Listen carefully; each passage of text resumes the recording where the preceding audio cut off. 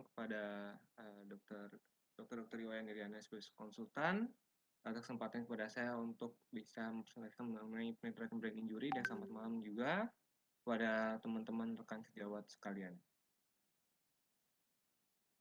Di sini saya akan membawakan tentang penetrating brain injury, di mana nanti yang akan dibahas lebih banyak kepada luka tembak kebanyakan. Di mana definisi dari penetrating brain injury ini disebut adalah suatu cedera yang berasal dari projektil atau bone fragment yang mencederai dari yang sampai kranium dan dura serta sampai ke parenkim otak. Biasanya dibagi atas dua, yaitu primary brain injury, kemudian diikuti oleh secondary brain injury. Untuk epidemiologinya sendiri, di Amerika, insidennya untuk penetrating brain injury ini diperkirakan 12 dari 100.000 orang per orang, per 100.000 orang maksudnya, dan kurang lebih 15-20% terkait trauma non-kombatan. Dan paling banyak adalah akibat cedera dari akibat luka tembak. Kemudian pada sekitar 178.876 TBI yang terjadi pada tentara di Amerika yang bertugas di Irak, kurang lebih sekitar 2%-nya, yaitu 3.500 kasus adalah luka tembak, luka cedera penetrating brain injury. Mana penetrating brain injury merupakan most lethal head injury atau cedera kepala yang paling mematikan, di mananya 2/3 dari pasien akan mati di tempat, dan kurang lebih 90% pasien biasanya meninggal. Ketika kita berbicara tentang PBI, di mana PBI ini paling banyak disebabkan oleh perang atau perkelahian, di mana banyak hal ini yang menyebabkan adalah di mana pada perang ini banyak advance atau penemuan-penemuan yang didapat saat mengobati pasien, yang misalnya di mana dikatakan pada pertama kali disebutkan pada di Mesir, yaitu 1700 sebelum Masehi, kemudian disebutkan juga pada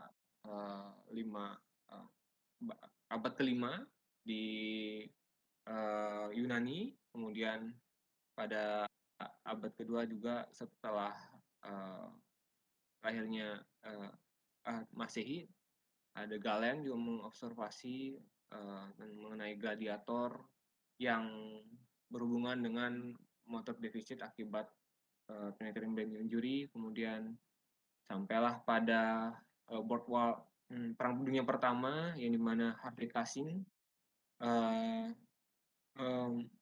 mampu menurunkan mortalitas PBI dari 54,4% menjadi 28,8%, di mana tekniknya tersebut, yaitu craniotomy, debridement, dan dural closure tersebut masih menjadi standar of care lebih dari 50 tahun setelah penemuannya. Kemudian menurut perang, berdasarkan data di perang di Vietnam dan Lebanon, dikatakan bahwa tidak ada keuntungan untuk meremove metalik atau metalik fragmen atau bone chips yang terlalu dalam, karena hal itu dapat merusak otak, bagian otak yang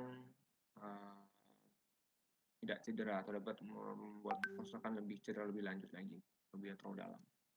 Dan sampai sekarang doktrin tersebut masih dipakai. Kemudian untuk patofisiologinya sendiri, primary ada 2 yaitu primary brain injury dan secondary brain injury. Mana primary brain injury ini adalah yang terjadi saat, eee, terjadinya PBI, kemudian dikarenakan ada 4 macam faktor yang mempengaruhi yaitu dari nature dari proyektil bentuknya, kemudian approach dari proyektil ke kranium, kemudian tenaga kinetik, thermal energi, yang ditransfer proyektil ke kranium dan otak, kemudian dari faktor dari pasien itu sendiri. Kemudian bisa dihitung kinetik energinya menggunakan rumus ini, di mana kerusakan pada skal akan diserap paling banyak dari energi proyektil itu, kemudian sisanya akan diserap oleh parenkim. Kemudian penetrating bullet itu biasanya akan membuat suatu bentuk carrot shape atau bentuk seperti carrot wortel. Untuk secondary injury merupakan suatu event yang diikuti setelah kejadian primary injury, di mana yang terjadi adalah ischemia, neuroinflammation, ascositis, dan lain sebagainya disebutkan di sini, di mana ini adalah cycle-nya, di mana untuk PBI ini kita memerlukan suatu comprehensive approach. Gunanya adalah untuk pencegahan dari terjadinya secondary brain injury yang terjadi setelah primary brain injury tersebut. Untuk imaging, di sini bisa digunakan X-ray yaitu skal lateral yang paling mudah didapat. Kemudian yang standarnya adalah kita lakukan CT scan, di mana CT scan ini kita bisa melihat mengenai luka masuknya peluru tersebut, kemudian ada tidaknya sisa peluru di dalam otak dan lain sebagainya. Dan letaknya juga. Dan juga kita bisa melihat apakah adanya intracranial hematom seperti epidural, subdural, dan intraparenchymal hematom. Kemudian imaging yang lainnya adalah biasanya digunakan yaitu CTA atau DSA, di mana DSA ini merupakan gold standar, lebih bagus dibandingkan CTA, di mana dengan DSA kita juga bisa melakukan less invasive endovascular intervention seperti coiling, kemudian liquid embolic agent dan lain sebagainya, di mana di sini dikatakan bahwa PBI pada pasien yang PBI dilaporkan terjadi insiden traumatik intracranial aneurysma yang cukup tinggi, di mana hal tersebut biasanya dikatakan berhubungan dengan misalnya wound track yang berasal melalui fasiokranial, orbitokranial, dan pterygoidal region, di mana bisa terjadinya sekitar 4-10 kali lipat untuk terjadinya aneurisma. Seperti yang digambar ini. Kemudian setelah itu ada juga risiko terjadinya traumatic cerebral vasospasm, di mana yang merupakan komplikasi dari PBI ini sebagai penyebab delay iskemia. Biasanya di sini kita apabila terjadi vasospasm bisa kita lakukan 3H, yaitu hipertensi, hemodulisi, dan hipervolemi prinsipnya. Ini merupakan gambaran terjadinya vasospasme, kemudian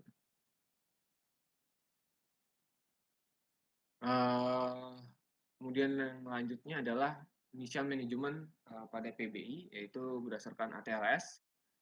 Seperti biasa yang kita lakukan adalah melakukan ABC, kemudian mencegah terjadinya hipoksia, hipertensi, kemudian pemeriksaan status neurologis yang singkat, kemudian kita lakukan pemeriksaan head to toe secondary survey. Kemudian untuk penanganan medical management yang biasa terjadi pada PBI adalah terjadinya peningkatan intrakranial. Bisa kita lakukan adalah head up 30 derajat, kemudian kita juga bisa menggunakan osmotic terapi. Misalnya yang digunakan adalah mannitol dan hypertonic salin ya, biasanya kita lakukan. Ya. Kemudian kita bisa melakukan hiperventilasi, di mana hiperventilasi ini tetapi hiperventilasi ini tidak boleh dilakukan terlalu sering karena hal tersebut juga dapat menyebabkan resiko iskemia pada otak. Karena kan setelah kita memberikan hiperventilasi akan menyebabkan kenaikan pH dan PCO2 sampai begitu pH normal, kemudian PCO2 juga mencapai normal, akan terjadi dilatasi dari arteri tersebut yang tadinya vasokonstriksi. Sehingga hal ini menurut RCT yang dilakukan tidak boleh terlalu sering digunakan.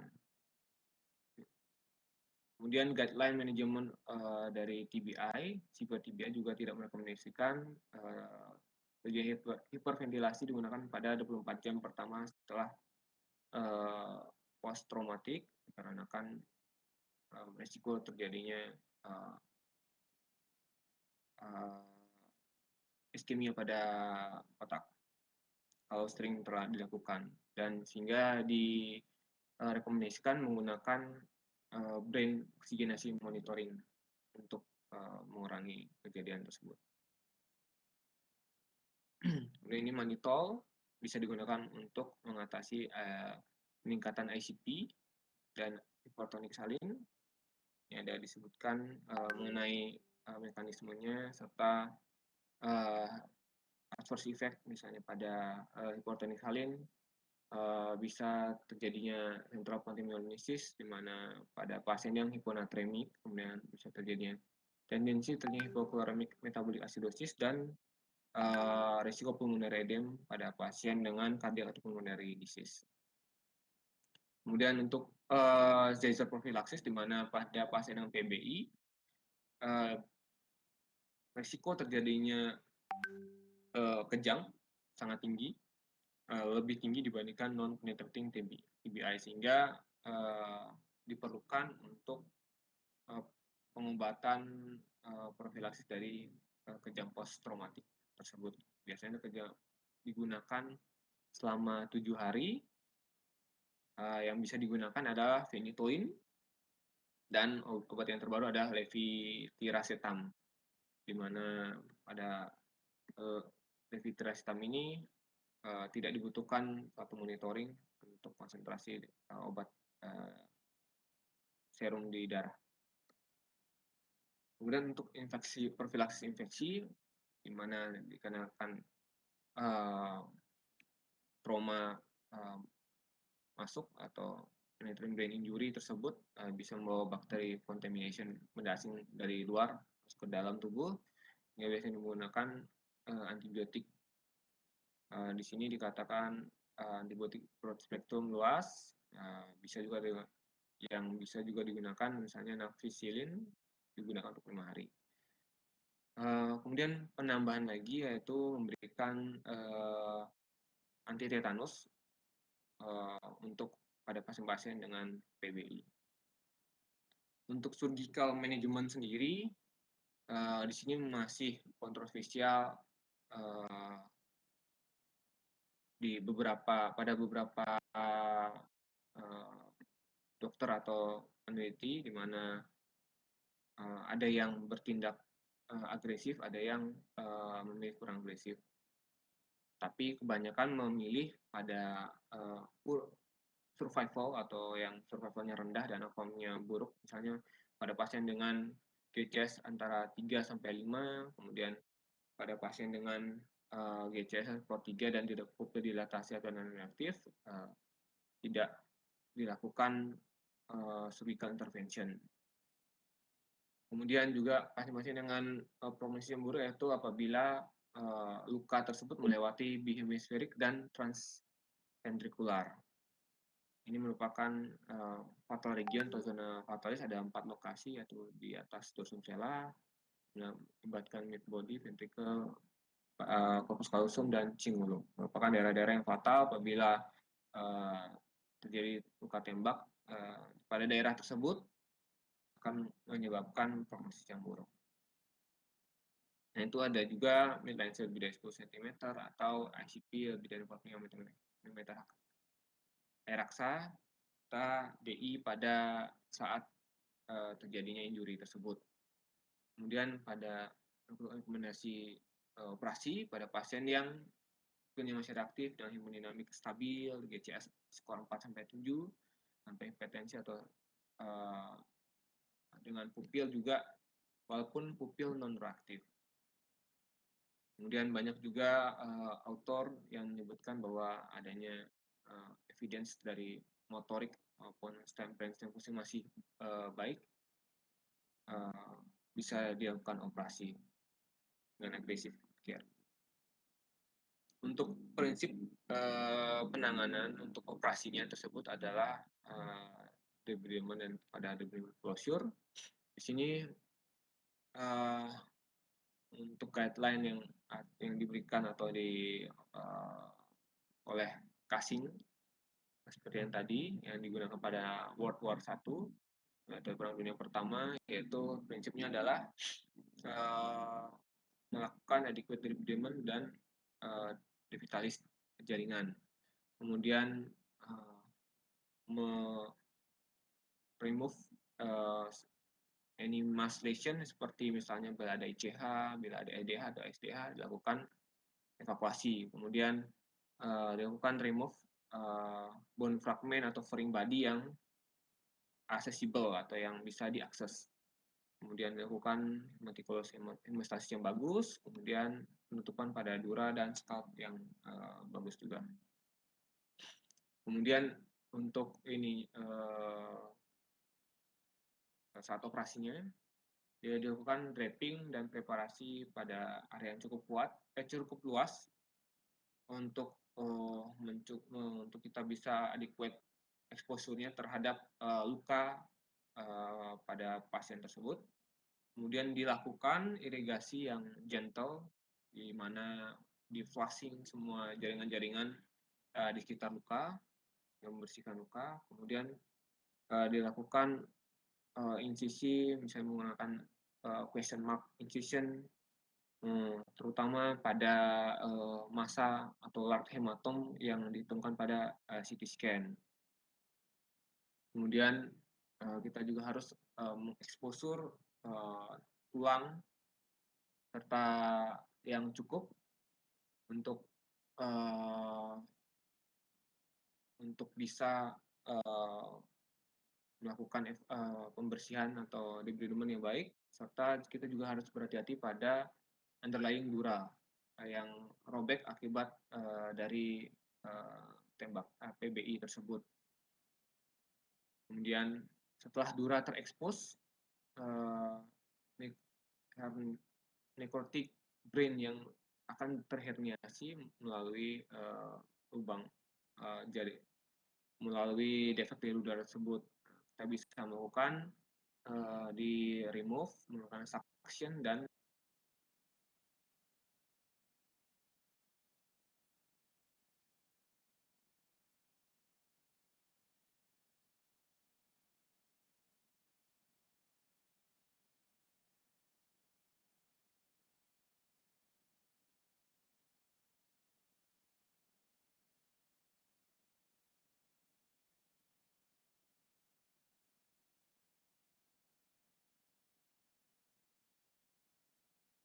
itu lakukan adequate dural debridement serta opening dari dura mater. Biasanya dilakukan opening dura tersebut dengan cruciate, ada dikatakan 4 sisi lebih baik supaya cepat untuk dilakukan penjahitan dura mater setelah itu. Kemudian setelah itu dilakukan eksplorasi terhadap luka luka tembus atau luka penetrating blade injury tersebut. Kemudian dilakukan evakuasi dari bone fragment atau foreign body yang bisa dilihat, di mana kita juga harus menjaga brain tissue yang masih sehat. Oleh karena itu, si foreign body atau bone fragment yang terlalu dalam tidak dan susah untuk dikeluarkan, tidak dilakukan eksplorasi lebih lanjut lagi. Setelah itu dilakukan hemostasis dan koagulasi menggunakan bipolar, kemudian dilakukan dura repair, baik menggunakan biasa kita menggunakan bisa dari tisu dari pasien sendiri seperti preosteumnya atau pasiennya digunakan untuk dura repair atau duroplasti. Kemudian setelah itu apabila otak sangat bengkak, edem, flap dari tulang tersebut tidak bisa dipikir untuk tidak dikembalikan atau disimpan terlebih dahulu dan dilakukan craniectomy. Untuk berikutnya dekompresif craniectomy, di mana dekompresif craniectomy bisa digunakan awal bila dirasa brain swelling dari pasien tersebut sangat cukup edem, brainnya cukup edem, sehingga harus dilakukan dekompresif craniectomy atau selanjutnya setelah dilakukan medical management untuk mengontrol kenaikan intracranial pressure tersebut gagal. Yang paling perlu diperhatikan adalah dari dekompresif craniectomy adalah ukurannya, di mana paling tidak diameter ukurannya adalah 14 cm. Kemudian ada 3 insisi yang biasa digunakan untuk hal ini, yaitu craniectomy, yaitu midline sagittal incision atau kibar extension. Kemudian ada standar large reverse question mark dan bicoronal incision. Dan bagaimana apabila terjadi robekan pada sinus, dilakukan repair, yaitu yang pertama biasanya apabila terjadinya sinus injury akan sangat banyak darah yang keluar. Yang pertama bisa kita lakukan adalah dengan melakukan penekanan dan evakuasi dari head up kepala 30 derajat. Kemudian kita juga harus mempersiapkan produk-produk darah seperti PRC, FFP harus ada sebelum kita lakukan operasi. Kemudian kita harus melakukan exposure yang cukup bagus sehingga bisa melihat dengan baik si dural sinus yang robek tersebut. Dan juga fragmen yang ada mungkin saja sebagai tampon. Apabila hal tersebut sebaiknya fragmen tersebut tidak usah diangkat. Kemudian apabila terjadi robekan pada sinus tersebut, kita lakukan bisa kita berikan hemostasis agent seperti absorbable hemostatic seperti gel foam atau Sugicel, Catenoid, dan kita lakukan penekanan. Kemudian untuk kerusakan yang lebih besar lagi, bisa kita lakukan clipping temporary dengan vascular clip pada bagian distalnya, pada paling proximal dan distal, sehingga kemungkinan kita untuk melakukan identifikasi dan repair dari dura. Biasanya bisa menggunakan preosteum untuk atau muscle atau graft muscle atau otot. Kemudian apabila injury pada sepertiga anterior dari sagittal sinus dapat diligasi, kemudian apabila terjadi 2/3-nya harus dipertahankan sebaik mungkin, misalnya dengan stent, graft, atau bypass. Untuk berikutnya adalah CSF flick, di mana juga sering terjadi. Biasanya mortality pada pasien dengan CS mix dibandingkan not leak ini adalah 22,8 banding 4,6% untuk kematiannya. Kemudian majority biasanya bila tidak resolve selama 2 minggu, maka kita lakukan CSF drainage, baik secara dengan menggunakan ventricle, secara ventrikular, maksud saya, maupun dengan lumbar kateter dengan melakukan mengemban CSF di lumbar. Kemudian apabila tetap terjadi kebocoran, maka dilakukan operasi craniotomy. Terima kasih dokter dan teman-teman sekalian. Sekian presentasi dari saya.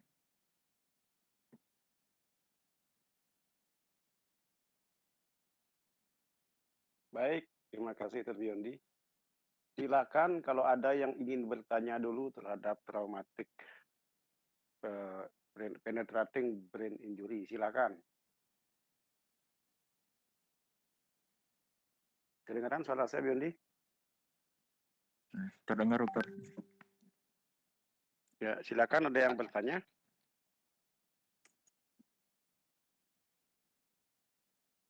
Kalau tidak, kita lanjut dulu ke Dr. Glenn. Nanti ada waktu tanya boleh Dr. Biondi atau Dr. Ari atau Glenn. Silakan lanjut Dr. Glenn.